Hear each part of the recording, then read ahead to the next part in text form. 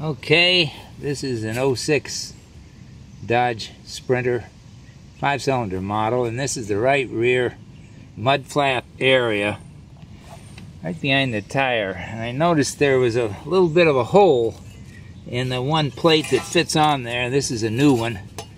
They go for about $60 a piece. There's 2 bolts and 2 screws that hold that to the inside fender mounting and the mud flap. And so I just wanted to show you how bad that thing can get. If I didn't replace it, I would probably have a hole in the whole rear section of the fender within a couple of years, the way this thing goes. So got to keep after it.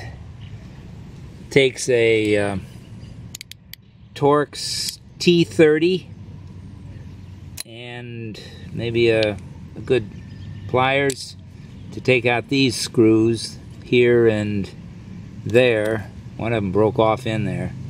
Then I have some 10mm a nut up here and one right here.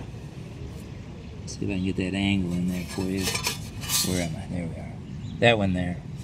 So it's not that bad. Just got to get at it before the rust really takes over. Thanks for watching. Bye-bye.